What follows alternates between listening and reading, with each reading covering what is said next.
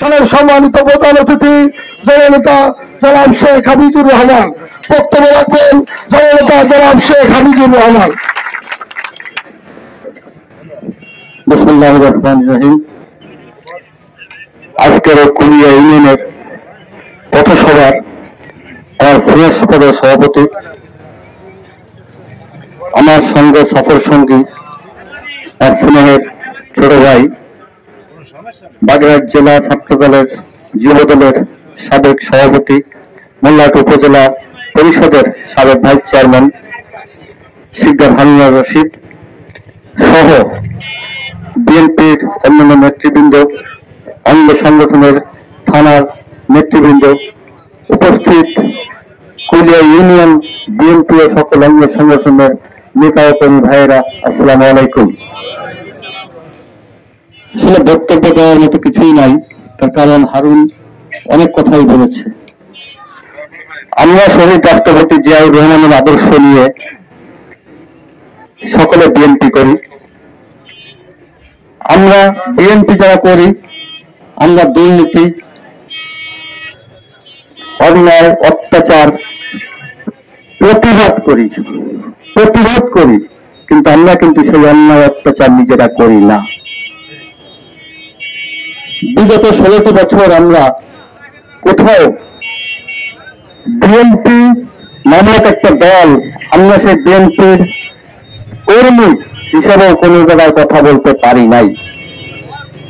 এই শেখ হাসিনা তার দোসররা যত টাকা অন্যায় অত্যাচার ছিল সবকিছু করেছে, কোনো কিছু বাদ দেয় নাই। আমাদের এখানে ছিল শেখ হাসিনা পরিবারের ক্ষমতাধর এমপি, আপনারা সকলেই জানেন শেখ হেলাল উদ্দিন। দক্ষিণ বাংলায় শেখ হেলাল উদ্দিনের নাম শোনার পরে অনেকের পানি খেতে হতো, এরকমও কিন্তু জায়গা আছে। সেই শেখ হেলাল উদ্দিনের যিনি মৌলহাট উপজেলা নিয়ন্ত্রণ করত, বা মৌলহাট উপজেলা আওয়ামী লীগ সকল প্রশাসন নিয়ন্ত্রণ করত, তাঁরই প্রতিনিধি আপনারা সকলেই চিনেন, সাবেক উপজেলা চেয়ারম্যান। দুইবার কিভাবে চেয়ারম্যান হয়েছে এটাও আপনারা সকলেই জানেন। আপনারা আমাকে ভোট দিয়েছেন, কিন্তু আপনারা তো রেজাল্ট পান নাই।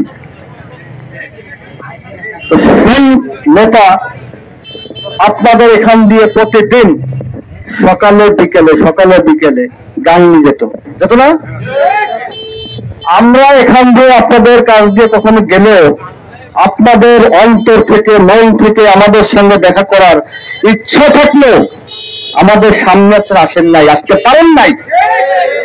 কিন্তু ওই প্রতিনিধিকে বলে দেয়, পরবর্তীতে আপনাদের উপরে আবার আওয়ামী লীগের চাপ, ছাত্রলীগের চাপ, যুবলীগের চাপ, পুলিশ বাহিনীর চাপ হয়। সে কারণে আপনারা অনেকেই মন থাকলেও ভয়ে এগোতে পারেন নাই। আমরাও আপনাদেরকে কিন্তু কখনো কাছে যে ক্ষতি হোক এই কাজটার কাছে যায়নি। তারপরে টুঙ্গিপাড়া এখান থেকে 12 কিলোমিটার মৌলহাটের মানুষ এইভাবে বিএনপি করে শেখ হেলালের থেকে, এবং শেখ হেলাল এখানে তার ভোটের থেকে বেশি ছাড়া বিএনপির ভোট কম নাই। শেখ হেলালের আওয়ামী লীগের যারা ছিল, যারা প্রতিনিধিত্ব করত, তাদের নীতি নৈতিকতা বিন্দু পরিমাণ ছিল বলে আমার মনে হয় না। কাজে ছিল অন্যায়, কাজে ছিল অত্যাচার। এই অন্যায় অত্যাচার হতে দেওয়া যাবে না। কোন অন্যায়ের কাছে মাথা নত করা যাবে না। কোন অন্যায় মৌলহাটের কোথাও থাকবে না, অন্যায় হবে না। সকলে ঐক্যবদ্ধ এই অন্যায়কে প্রতিরোধ করতে হবে। প্রত্যেকের বাড়ি এখানে, প্রত্যেকের ব্যক্তি স্বাধীনতা আছে, প্রত্যেকের পারিবারিক স্বাধীনতা আছে।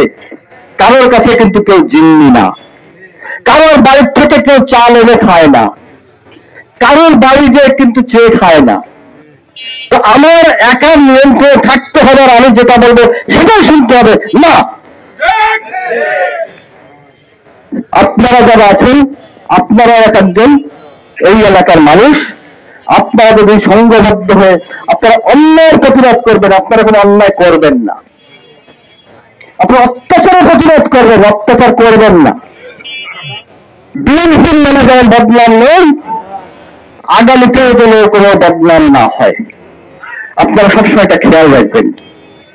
আমরা চাই আজকে এই যে যেটা আমাদের যে উদ্দেশ্যে আপনাদের সামনে প্রার্থী পরিচয়, এই প্রার্থী মাত্র আপনাদের সন্তান, আপনাদেরই ভাই।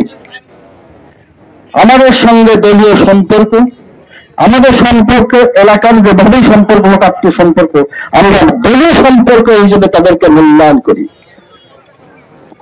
আজকে তারা আপনাদের সকলের পবিত্র একটি ভোট, আপনাদের আমানত, সেই পবিত্র ভোটের মাধ্যমে যেন তারা নেতৃত্বে আসতে পারে। আর সেই নেতৃত্বে যদি তারা আসতে পারে, নিঃসন্দেহে আপনাদের সকলের প্রিয় বিএনপি এখানে আরো মজবুত হবে, সংগঠিত হবে এবং আপনাদের পাশে কাঁধে কাঁধ মিলায় তারা সক্রিয় থাকবে। যে কজন প্রার্থী হয়েছে, আপনারা মুরব্বী যে কজন আছেন, তাদের কোনো ভুল ত্রুটি হলে এটা শাসন করার ক্ষমতাও কিন্তু আপনাদের আছে, কারণ তাদের বয়স কিন্তু বেশি না। আপনারা যারা মুরব্বী আছেন তাদেরকে শাসনও করতে পারবেন। আমরা আবারও বলি, যেমন হারুন বলল, আমি জেলখানায় থাকা অবস্থায় বেশ কিছু লোক বিভিন্ন জায়গার আমাদের মূল্যহাটের মার্ডার কেসের আসামি, বিভিন্ন কেসের আসামি ছিল জেলে। আমাকে কয়েকটা লোক কয়েকটা কেসের ব্যাপারে প্রস্তাব দিছিল যে আমাদের কেসগুলো আপনি মিটায় দেন, কিন্তু আমি যদি এই সময় মিটাইতে হাত দেই তাহলে আমারই তো হাত তুলে যেত, ঠিক না? কারণ আমি বিএনপির লোক হয়ে আমি মামলা মিটাইতে যাচ্ছি, আপনারা মেনে নিচ্ছেন, কিন্তু ওই নেতারা তো মেনে নিত না। সে কারণে আমি স্থির হয়ে বসে আছি। তার ভিতরে আমার প্রায় 1.5 বছরের উপরে তো শরীরটা অসুস্থ। আপনারা সকলে আমাকে জন্য দোয়া করছেন, মসজিদে মসজিদে যেভাবে পারছেন।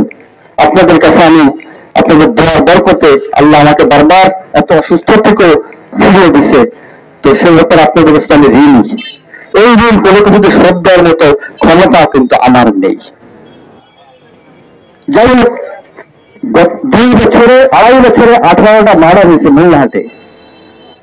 এই ঘাটগুলো যখন মার্ডার হল, আমরা যখন 5 তারিখের পরে 5 তারিখে যখন পুলিশ, সারা বাংলাদেশের পুলিশ বাহিনী অস্ত্রাগারে জমা দিয়ে দিল, তারা কেউ কোনো ডিউটি করতো না, সেইভাবে থানা পুলিশ সকলেই অসহায় অবস্থা হয়ে পড়েছিল। সেই অসহায় অবস্থার পরে ওসি সাহেব সেই সময় 24শে জুলাই আমার নামে মামলা দিয়ে, তারপরে কিন্তু আমি হারুন আমরা কিন্তু এলাকায় থাকতে পারছিলাম না, আমরা 5ই আগস্টে কিন্তু আসছিলাম। আপনাদের এলাকায় যখন আমরা এসেছিলাম, আমরা মেয়র সাহেবকে সঙ্গে নিয়ে, ওসি সাহেবকে সঙ্গে নিয়ে, ওসি সাহেবের সঙ্গে ওসি সাহেবের ব্যক্তিগত কোনো সিকিউরিটি বডিগার্ডও ছিল না। আপনারা সকলেই কম বেশি ছিলেন। আমরা তখনও কিন্তু বলেছি এলাকাটা শান্ত করেন।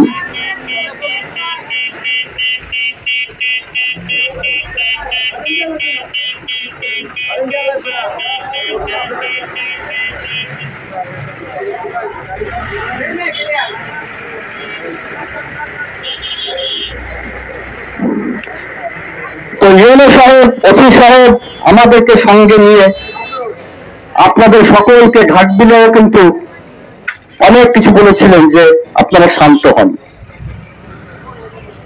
আমরা সেইগুলো চেষ্টা করেছি এবং তারপর থেকেই আমাদের এই রাজনৈতিক যে একটা কর্মকাণ্ড শুরু হয়ে গেছে, যে কারণে আমরা এখনো কোনো কিছু করতে পারিনি।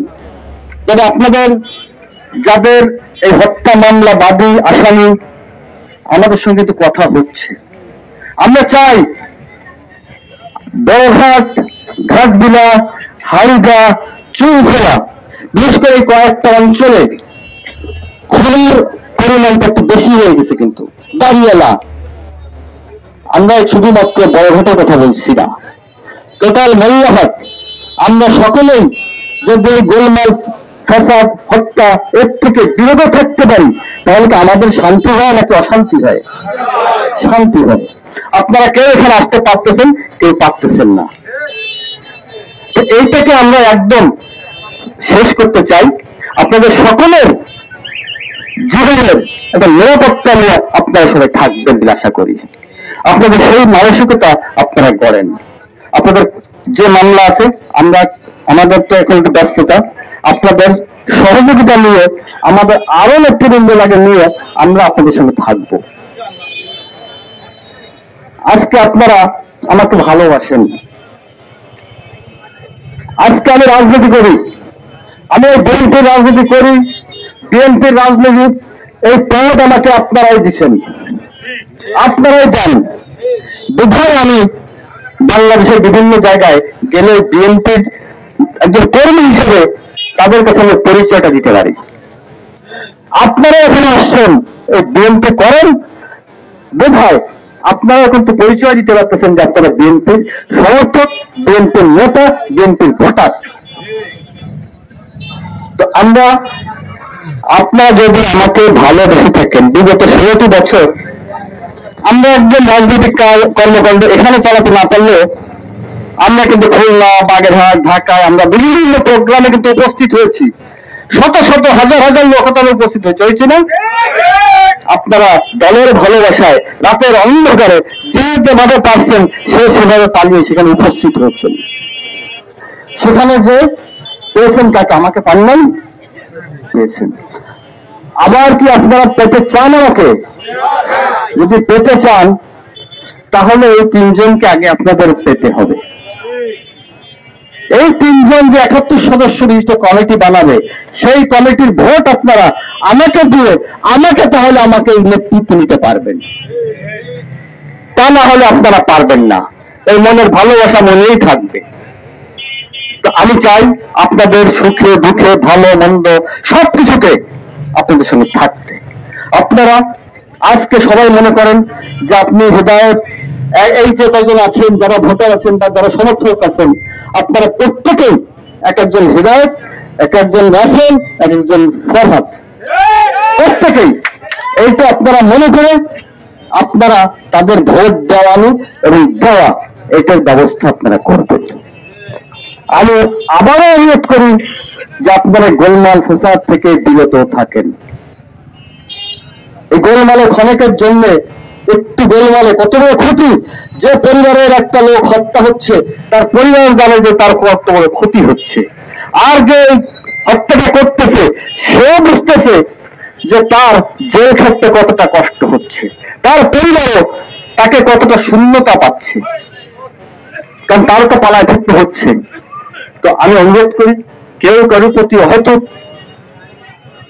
প্রেশার না দিয়ে, চাপ না দিয়ে সবাইকে চলার মতো সুযোগ করে দিন।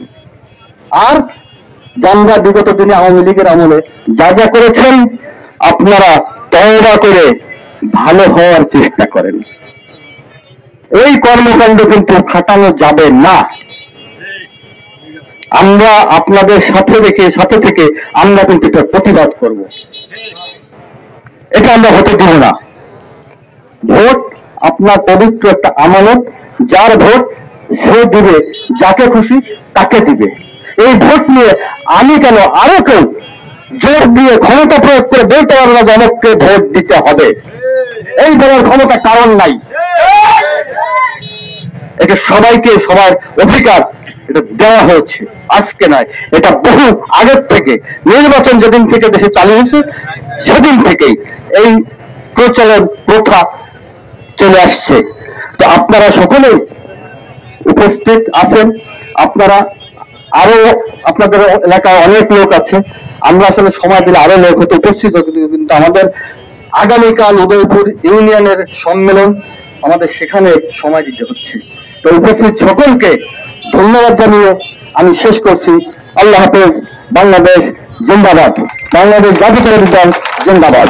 সবাইকে ধন্যবাদ।